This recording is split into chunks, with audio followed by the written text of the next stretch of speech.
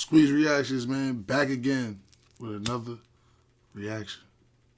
Tales of Toronto, the crazy story of Young Lava. Shout out all my top G in Toronto. Hey, Canada, period. Link it up, fucking with the page. Like, comment, subscribe. Be on the road to a number that never stops. You feel me? Let's jump into this video though. Let's see what's going on with Young Lava in Toronto. Take a look at this home. Illegal gun seized in a major weapon trafficking investigation. Damn. Y'all see we got dreads for the fence, we got tats for the rest. Dane Sitladine, 27 years, also from the city of Mississauga. I'm in the woods. No. I'm over here in the darkness.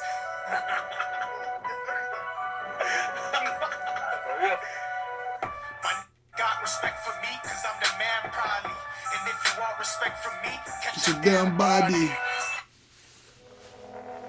31-year-old Dane Adrian Sitladine, a.k.a. Young Lava, is a rapper reigning from Toronto. He was raised by his mother along with his two older brothers Donovan and Demain. They grew up in Rexdale. Oh, they was getting that money out there. They was getting that bag. Specifically Orpington Crescent, aka O Block. During the late 90s and early 2000s, O Block was terrorized by violent crimes and mass raids as crack. You niggas think they in Chicago there? O Block? Oh shit. Cocaine and guns took over the streets. By the early to mid-2000s, a criminal organization labeled by Toronto police as the O Block Crips would form. The crew's activities didn't last long, as they would eventually become defunct. However, several members would end up joining neighboring cliques. They were known as the Jamestown Crew and IDS, which is an abbreviation for In the Streets. In a must-watch interview with Toronto media network We Love Hip Hop, Lava describes his hood as a place where everyone is just simply trying to eat. Hey, so what was life like in the teenage time for you before rapping? Like the Rex life. Explain that to like somebody from outside of Toronto. I mean, once you're growing up in a hood anywhere in Toronto, it's basically safe. Safe, you know what I mean? Like, you have like a bottoms on, you know what I mean? Everybody's just trying to eat, everybody's trying to live, you know what I mean? Growing up, Lava kept his circle small as a way to stay out of trouble. His brothers, however, were a different story. Donovan was arrested in 2008 for possession of crack and various firearms offenses, while Demain would be arrested the next year for an ambush on a man at a Brampton townhouse complex. Unfortunately, with a bloodline of real-deal steppers, it wouldn't take long for Lava to be introduced to the hard-knock streets of O Block, following in the same path as his brothers. By the mid to late 2000s, Lava would be in and out of juvenile detention. After being released in 2010, he would attempt to distract himself from the chaos surrounding him by stepping into the studio. At this point, his older brother Donovan would already be out of jail and on his way to becoming a rising rap star, backed by Drake's label OVO. What? We ain't alike, your blood type, I see. Why? And I've been selling crack since the 90s. Lil' with a Digi and a 90. I've been selling crack since the 90s. Yeah.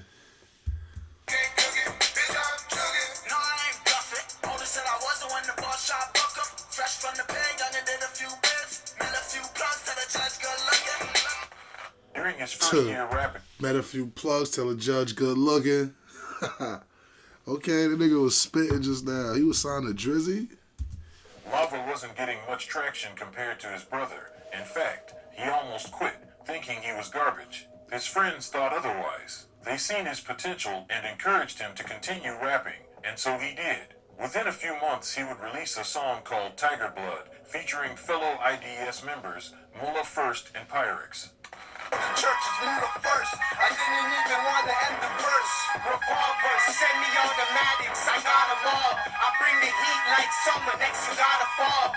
Put the rock in my... I bring the heat like summer, next he gotta fall. Nah, they spitting in Toronto on phone now.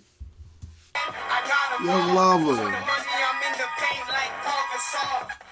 Even though the For that money, I made to pay like Paul Gasol. They spin out there. They got balls in Toronto. track blew up upon release and his fan base began growing exponentially, Lava would halt all music production. There would be no word from him for several years until 2017, when he would drop a surprise single titled Stop Lying. At first glance, many assumed Lava was back and ready to take over, but just 2 months after the release of the surprise single, his ops would catch him lacking and the entire incident would be captured on camera. Fool. Yo, Lava P! Yo, Lava P, why you on it? Yo, Lava P! Yo, Lava P, why you on it? Why you on it? April 15th, 2017. Young Lava would be out congregating at Vaughan Mills, an outlet mall just outside of Toronto, when he would cross paths with rappers 21 Meat and Supawasi. Both were known affiliates of Lava's rival gang, the Driftwood Crips. In the video, both 21 Meat and Supawasi run down on Lava, who would later return a punch. That's when the video cuts. But a few hours later, social media posts would surface indicating that Lava's chain was snatched. Lava stayed level-headed and didn't respond to any of the social media antics, but a month after the incident, he received news so devastating those close to him assumed he would lose all composure.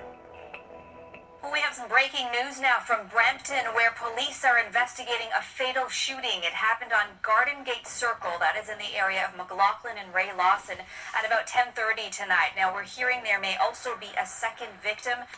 Neighbors say they heard shots ring out around 10:30 last night. It happened here at this townhouse complex on Garden Gate Circle. That's near Huron, Ontario, just north of the 407. A 28-year-old man is dead. A 23-year-old man was also injured. Neighbors say the complex is filled with families. The gunfire has many here worried. 2 vehicles with bullet holes were removed from the scene this morning. Investigators say the 23-year-old man hit by gunfire remains in hospital with what are described as non-life-threatening injuries. May 11th, 2017.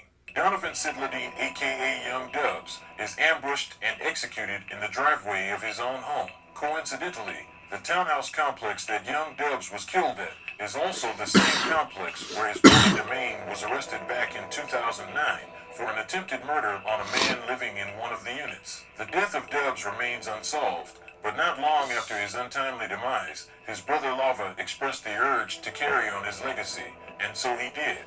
Within a... Damn. So Lava brother was fucking with Drizzy. That niggas booed him. This shit is like becoming it's the same shit with every Toronto rapper, bro. Every time and I liked his brother. He was spitting balls. End of a year, Lava would go on a streak, releasing song after song, all of which did impressive numbers upon release. Run up on me, that's a no-no. Run up on me, that's a no-no. Wizzy sliding, no question. Slapping shots like Ovechkin. Yeah, I'm putting in work, but I ain't leaving with a pension. Watch me do the race, I'ma blow a bag. So much money, I don't know what to do with all this cash. Shawty a fool with her neck, she do it with no hands. But I ain't chasing, gotta stack these bands. Yup. Within that year, he also released arguably one of Toronto's rudest diss tracks aimed at his ops, the Driftwood Crips. Extensions, extensions, extensions, extensions, extensions, extensions, extensions, extensions. I don't beat from far and any BFR. I get up close and leave body scarred. We the realest in the sector, they don't hit me though. Like we ain't going, Mr. TP on critical. That nigga Mr. Demiano, boy, he did it for. He ain't never flexed a muscle, boy, he really don't. Keep calling pussy, I'ma throw mine. You'll be the first man down like the goal line. Shut up, that nigga. Okay, they was The passing of beefing. Dubs clearly ignited something within Lava, as his flow and lyricism has shown significant improvement. His energy and vibe was unmatched at this point, as 2018 was undoubtedly the year of development for Lava. But when members of the Driftwood Crips caught wind of the diss track, they would clap back with a song fans have since dubbed as Toronto's national anthem.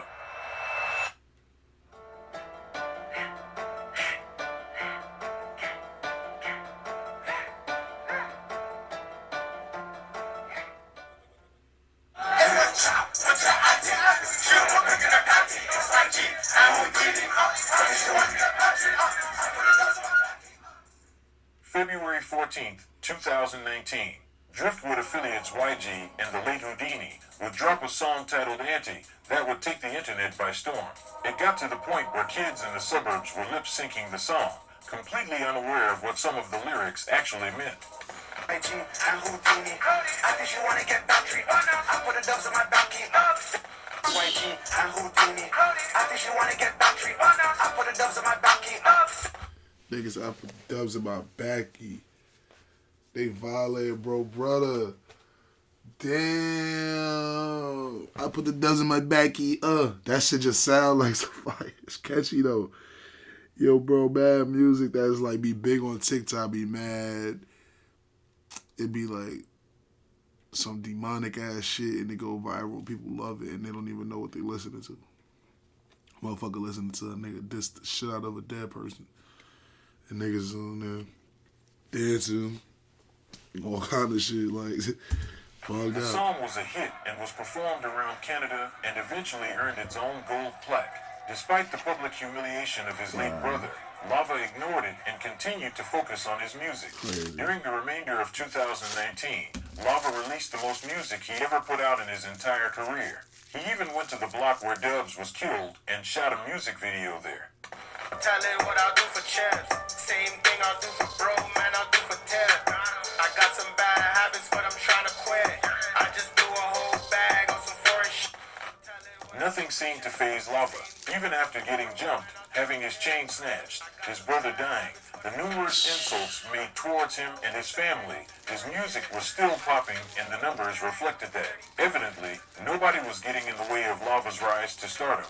But as we all know, when something or someone experiences a meteoric rise to power or fame, if they don't play their cards right, they will also experience an even harder fall. Was just getting ready to blossom. Damn. But that chance taken away for one man after gunfire erupted in this residential neighborhood mid-afternoon Wednesday. And now a community is grieving. I still can't believe I'm never going to see him again. Toronto police say they were called to the area of John Garland Boulevard and Humber College Boulevard shortly after 1 p.m. When they arrived, they found a man with critical injuries and he was pronounced dead on scene. May 1st, 2019, officers responded to a call of shots fired in Rexdale. When police arrived, they found one man unresponsive. It was 26-year-old Blaine Grindley. According to his family, Blaine was not in the streets. Rather, he was the complete opposite. The family of the victim identify him as Blaine Grindley. He's not on the streets and, doing this and doing that and whatever. He's a young, ambitious black person. And because he got shot, I know because of the stereotype, people are going to think, well, oh, he must have been involved in something. No. Toronto police, however, would disagree. When they arrived to the home of Blaine, quantities of various controlled substances, a .22 caliber firearm, and $9,472 in cash were also found in the bedroom. With the evidence found, investigators suggested it was a drug robbery gone wrong. It would take Toronto police just 2 weeks to identify the suspects in relation to Blaine's murder. On May 15th, they would hold a televised press conference, alerting the public to be on the lookout for the suspects. I'm here to provide you with an update on Homicide 22 of 2019, the murder of Blaine Grindley. This morning, Canada-wide warrants for the first-degree murder have been issued for Michael Smith, 29 years, from the city of Brampton, Andre Dowse, 21 years, city of Mississauga, and Dane Sitladine, 27 years, also from the city of Mississauga. All three of these individuals are to be considered armed and dangerous. Damn, Lava.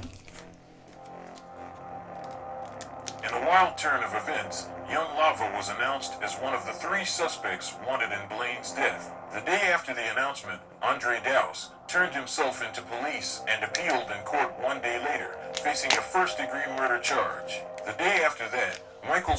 Why would you turn yourself in on a murder? Like, niggas be stupid. Listen, man, catch me when you do your job, man. Catch me when you can, motherfucker. Yeah, for a murder, you gonna have to catch me. also surrendered to police and was charged with first-degree murder as well. Young Lava failed to turn himself in, marking May 15th, 2019 as the start of his race from the feds. At this point, Lava was long gone. In fact, just 2 months after the announcement, Police records would indicate he was in a jail cell all the way in Minneapolis, arrested for aggravated robbery. For some reason, the information regarding Lava being wanted in Toronto wasn't relayed over to law enforcement in the States, so Lava was back on the road in less than a week. After successfully evading Canadian and American law enforcement, Almost it dropped my wouldn't be a Smurf. surprise when Lava would begin to feel as if he was invincible. Just a week after being released from custody, Lava would make a surprise appearance on an Instagram live stream hosted by the late Southside Jane and Finch rapper NHSJJ. During the more than 20-minute live stream, Lava doesn't hold his tongue. He mocked his rivals, the Feds, and even other rappers who he claimed tried to befriend him after he started gaining clout. I'm over here in the darkness.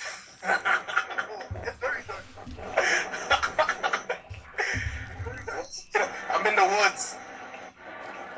Come on, man. I'm all the fans, fam. Toronto rap ain't saying shit no more because I left, man. Toronto rap ain't saying shit since I left, man. Tired of hearing them wussy boofs. Them begging for 100K. They making noise. Big facts. You know what's funny though? I see man strolling that waste local city. It has me crying. I don't know. I just see Top Goof and all these guys trolling local city. I'm crying. Top Goof? Yeah. I don't know when that guy decided he was a guy, but yo, I'm feeling his swag still. Man. I don't know when Top guy decided I was feeling his swag still. Feeling the swag. I don't even know, fam. Man said reckless driving, but I'm like, fam, that guy doesn't even ride, so why is he driving reckless?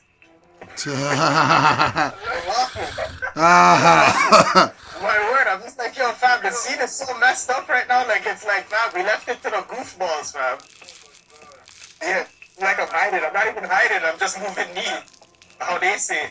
I went to the hearse, and yo, there's like 10 youths I seen that thought they were rappers, and all of them said, yo, the Driftle youths tried to sign them. Tried to sign them to a chain with no pendant.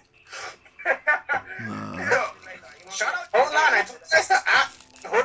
Whole time, this nigga on a run for a body. He's on live playing around, joking on his ops. Bro, there's no statute of limitation on murder, bro. He feel like he good because he got out of that jam in the States. Fuck you doing in Minneapolis, though, nigga? Damn, son, I'm fucked this split up. Houdini's not even a factor. He's an artist. Don't put him in his life. Yeah, Houdini's an artist from Brampton. Dada, he went to fetch his medal. Tell him to chill. Why the man I'm tagging Puffy L's? He's a citizen. Don't tag this guy in my life. These are the type of guys that go and tour with the ops to say they want to smoke them. What the you go on tour with them? Yo, text mom, I don't even care, man. Going on a live stream while being one of the most wanted criminals in Canada probably wasn't the best idea, but Lava would take it a step further and release music videos that were pre-recorded in Toronto to confuse the police. These carefully planned moves may have created some space between him and the Feds, but one small mistake would cost him more than 2 years' worth of strategizing. January 10th, 2021.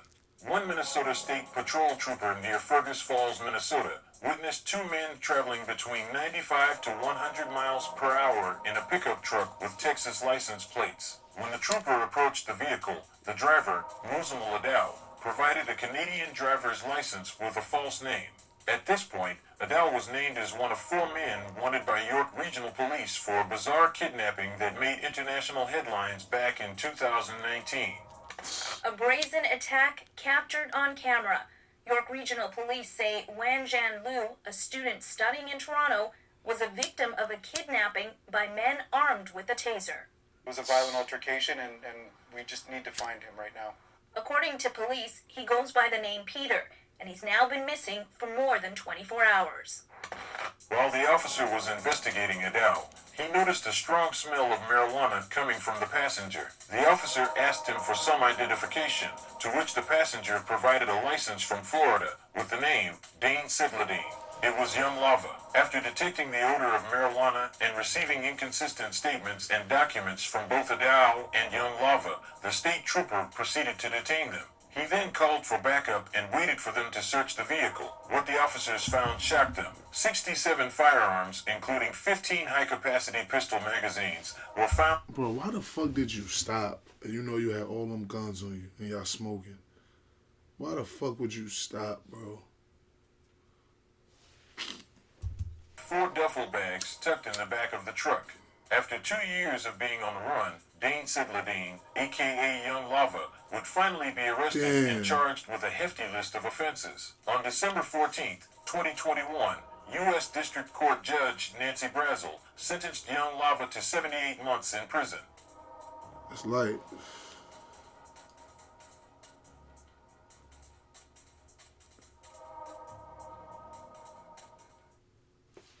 Like, comment, subscribe.